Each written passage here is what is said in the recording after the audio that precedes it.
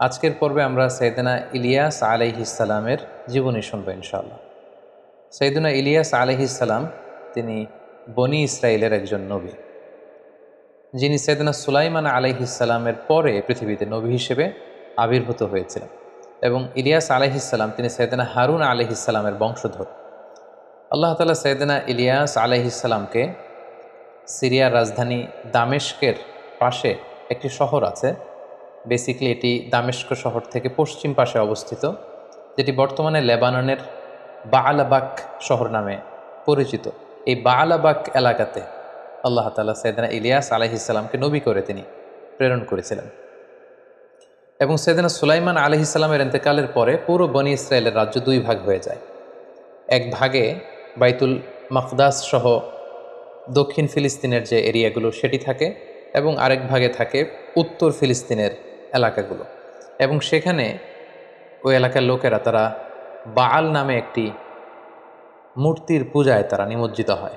এবং বাআলটি ছিল মূলত তাদের ভাষায় একটি পুরুষ দেবতা, এবং সেটি ইরাকের ব্যাবিলন থেকে শুরু করে মিশর পর্যন্ত এই পুরো সাম্রাজ্যে, এই পুরো দেশগুলোতে তখন সেখানকার লোকজন এই বাআল দেবতা তার পূজায় তারা নিমজ্জিত হয়েছিল। এবং এই দেবদেবীর পূজা থেকে, এই পৌত্তলিকতা থেকে তাদেরকে মুক্তি দেওয়ার জন্য আল্লাহ তাআলা তাওহীদের দাওয়াত দিয়ে সৈয়দনা ইলিয়াস আলাইহিসসালামকে ওই এলাকাতে তিনি প্রেরণ করেন। এবং সূরাতুল আনআমে এবং সূরাতুস সফফাতে আল্লাহ তাআলা ইলিয়াস আলাইহিসসালামের কথা তিনি উল্লেখ করেছেন। এবং সূরাতুল আনআমে আল্লাহ তাআলা ইরশাদ করছেন, ওয়া যাকারিয়া ওয়া ইয়াহইয়া ওয়া ঈসা ওয়া ইলিয়াসা কুল্লুম মিনাস সলিহিন। এখানে তিনি কয়েকজন নবীর নামের সাথে সৈয়দনা ইলিয়াস আলাইহিসসালামের নাম তিনি উল্লেখ করেছেন। তিনি বলেছেন যে জাকারিয়া, ইয়াহইয়া, ঈসা এবং ইলিয়াস কুল্লুম মিনাস সলিহিন, তাদের প্রত্যেকেই ছিল সলেহিন, নেককার, সৎকর্মপরায়ণ, এতটুকুই তিনি বলেছেন। সূরাতু আস-সাফফাত এর 123 নম্বর আয়াত থেকে শুরু করে 135 নম্বর আয়াত পর্যন্ত আল্লাহ তাআলা বেসিকলি ইলিয়াস আলাইহিসসালামকে তিনি বাআলাবাগ শহরে যে পাঠিয়েছেন এবং তারা যে বাআল দেবতার পূজা করত, এই মূর্তিটির পূজা করত, তিনি কিভাবে দাওয়াত দিলেন, তার দাওয়াতের রিজেকশন কিভাবে হলো, খুব সংক্ষেপে তিনি সূরাতুস সাফফাতের ভেতরে সেটি তুলে ধরেছেন। যেমন আল্লাহ তাআলা বলছেন, ওয়া ইন্না ইলিয়াসা লামিনাল মুরসালিন। সূরাতুস সাফফাতে আল্লাহ বলছেন যে নিশ্চয়ই ইলিয়াস হচ্ছে রাসূলদের অন্তর্ভুক্ত। ইয ক্বালা লিকওমিহি আলা তাত্তাকুন। হে নবী, আপনি স্মরণ করুন সে সময়ের কথা যখন তিনি তার কওমকে ডেকে বলেছিল যে আলা তাত্তাকুন, তোমরা কি আল্লাহ তাআলাকে ভয় করবে না? আতাদউনা বা'লাউ ওয়া তাদারুনা আহসানাল খালিকিন। সৈয়দনা ইলিয়াস আলাইহিসসালাম তাদেরকে ডেকে বলল যে আতাদউনা বা'লা, তোমরা কি এই বাআলের কাছে চাও, তার কাছে দোয়া করো, তার কাছে তোমরা কামনা করো। ওয়া তাদারুনা আহসানাল খালিকিন, আর সর্বশ্রেষ্ঠ সৃষ্টিকর্তা আল্লাহ তাআলাকে তোমরা ভুলে যাচ্ছ। আল্লাহকে ব্যতি রেখে, আল্লাহকে বাদ দিয়ে, আল্লাহকে বর্জন করে তোমরা এই বাআল দেবতার কাছে যাচ্ছ। আল্লাহ রাব্বাকুম ওয়া রাব্বা আবাইকুমুল আউয়ালিন, বরং আল্লাহ তাআলাই হচ্ছে তোমাদের রব, তিনি তোমাদের প্রতিপালক, এবং তোমাদের পূর্বপুরুষ, তোমাদের বাপদাদাদের প্রতিপালকও তিনি হচ্ছেন আল্লাহ। ফাকাযযাবুহু ফাইন্নাহুম লামুহদারুন। কিন্তু তারা সাইয়েদনা ইলিয়াস আলাইহিস সালামের এই দাওয়াতকে প্রত্যাখ্যান করলো, রিজেক্ট করলো, যেটা সব নবীদের ক্ষেত্রেই হয়েছে। তারা যখন কওমের লোকদেরকে তাওহীদের দাওয়াত দিয়েছে, তারা যখন একত্ববাদের দাওয়াত দিয়েছে, তারা যখন আখিরাতের দাওয়াত দিয়েছে, সাধারণত কওমের লোকেরা নবীদেরকে প্রত্যাখ্যান করেছে। ফাকাযযাবু, এবং বাআলাবাগ শহরের লোকেরাও তাদের নবী সাইয়েদনা ইলিয়াস আলাইহিস সালামের দাওয়াতকে রিজেক্ট করল। আল্লাহ তাআলা বললেন, ফাইন্নাহুম লামুহদারুন, আজকে এই পৃথিবীতে তোমরা আমার পাঠানো নবীর দাওয়াতকে প্রত্যাখ্যান করছো। ফাইন্নাহুম লামুহদারুন, অবশ্যই তারা সেদিন আযাবের সামনে উপস্থিত হবে, জাহান্নামে তাদেরকে উপস্থিত সেদিন করা হবে। ইল্লা ইবাদাল্লাহিল মুখলাসিন, তবে আল্লাহর একনিষ্ঠ বান্দা যারা, তারা ছাড়া। ওয়া তারাকনা আলাইহি ফিল আখিরিন, আর আমি পরবর্তী প্রজন্মের কাছে ইলিয়াসের সুনাম সুখ্যাতি আমি ছড়িয়েছি। যেমন আজ পর্যন্ত আমরা সাইয়েদনা ইলিয়াস আলাইহিস সালামের জন্য দোয়া করি, তার জীবনী থেকে শিক্ষা খোঁজার চেষ্টা করি, এবং তার নামকে আল্লাহ তাআলা একাধিকবার তিনি কালামুল্লাহ মাজিদে কিন্তু উল্লেখ করেছেন। এরপর আল্লাহ তাআলা বললেন, সালামুন আলা ইলিয়াসিন, ইলিয়াসের উপর আল্লাহ তাআলা শান্তি বর্ষিত হোক। ইলিয়াস আলাইহিস সালামের কোনো মুফাসসিরিন ইকরাম বলেছেন যে দুটা নাম, একটা নাম হচ্ছে ইলিয়াস আর একটা হচ্ছে ইলিয়াসিন। সূরাতুল আনআমে আল্লাহ তাআলা ইলিয়াস বললেন, আর এখানে আল্লাহ তাআলা বললেন ইলিয়াসিন। ইন্না কাযালিকা নাজজিল মুহসিনিন, আল্লাহ তাআলা বললেন এভাবেই আমি যারা মুহসিন তাদেরকে প্রতিদান দিয়ে থাকি। ইন্নাহু মিন ইবাদিনাল মুমিনিন, নিশ্চয় ইলিয়াস হচ্ছে আমার বিশ্বাসী বান্দাদের অন্তর্ভুক্ত। সম্মানিত শুধু এই দুইটি আয়াতে সংক্ষিপ্ত পরিসরে আল্লাহ তাআলা বনী ইসরায়েলদের জন্য পাঠানো এই নবী ইলিয়াস আলাইহিসসালাম, যাকে আল্লাহ তাআলা সুলাইমান আলাইহিসসালামের পরে এই পৃথিবীতে বাণীবাহকের দায়িত্ব দিয়ে নবী করে পাঠিয়েছিলেন, কেবলমাত্র কালামুল্লাহ মাজিদের এই দুটি সূরাতেই তিনি ইলিয়াস আলাইহিস সালামের এই কথাগুলো উল্লেখ করেছেন।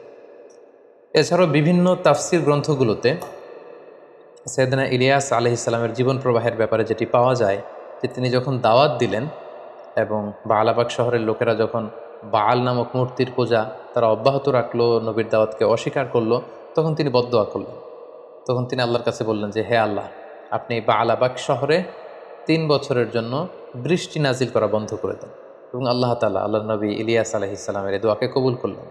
3 বছর এই বালাবাগ শহরে আকাশ থেকে কোনো বৃষ্টি ঝরেনি, ফলে সেখানে খরা, দুর্ভিক্ষ, খাবারের ঘাটতি, খাদ্যশস্যের ঘাটতি, এই ভয়াবহ পরিস্থিতিতে যখন বালাবাগ শহরের লোকেরা পড়ল, তারা বুঝতে পারলো যে আসলে তিনি আল্লাহর নবী। তারা এসে নবীর কাছে ক্ষমা চাইল যে আপনি আমাদেরকে ক্ষমা করে দেন এবং আল্লাহকে বলেন আল্লাহ তাআলা যেন আমাদেরকে মাফ করে দিয়ে বৃষ্টি দেয়, আমরা ঈমান আনবো। তখন আল্লাহ নবী ইলিয়াস আলাইহিস সালাম আল্লাহর কাছে দোয়া করলেন যে আল্লাহ, এই খরা দুর্ভিক্ষ আপনি এই বালাবাগ শহর থেকে উঠিয়ে নেন, আপনি বৃষ্টি দান করুন। আল্লাহ তাআলা নবীর দোয়া আবার কবুল করলেন, তিনি বৃষ্টি নাজিল করলেন।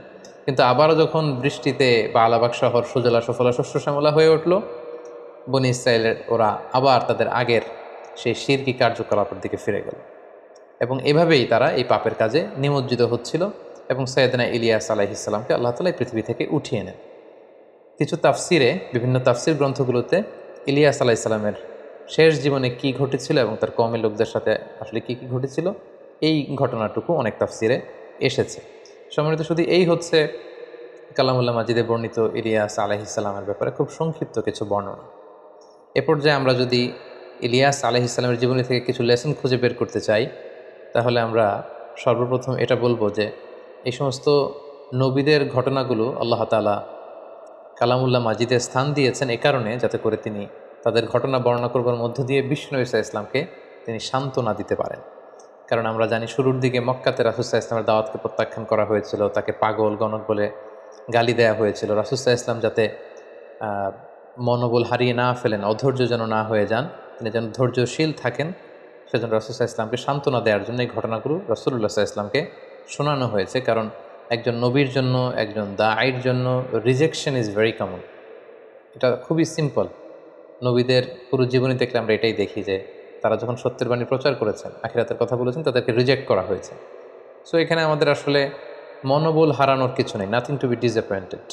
সো আমাদের রেসপন্সিবিলিটি হচ্ছে to preach only, not to force. আমরা ফোর্স করব না, আমরা শুধু প্রচার করে যাবো। আস-সা'য়ু মিন্না ওয়াল ইতমামু মিনাল্লাহ।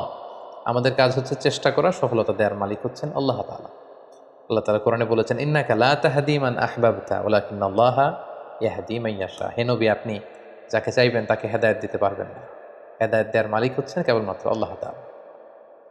তাহলে এই শিক্ষাটা আমরা পেলাম যে রিজেকশন ইজ ভেরি কমন, কিন্তু একজন দাঈ, তার কাজ হচ্ছে দাওয়া পৌঁছে দেওয়া, just to preach, not to force.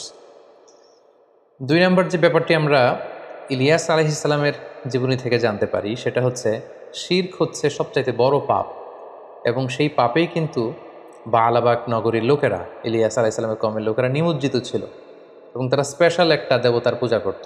দেবতাটার নাম হচ্ছে বাল এবং এই বালের নামে আজও লেবাননের একটা শহর আছে বালাবাগ, বালাবাগ সিটি নামে আজও এই শহরটি কিন্তু সেখানে রয়েছে, অনেক প্রাচীন একটি শহর। এবং এই শিরকের গুনাহ আল্লাহ তাআলা কিন্তু কখনো ক্ষমা করেন না।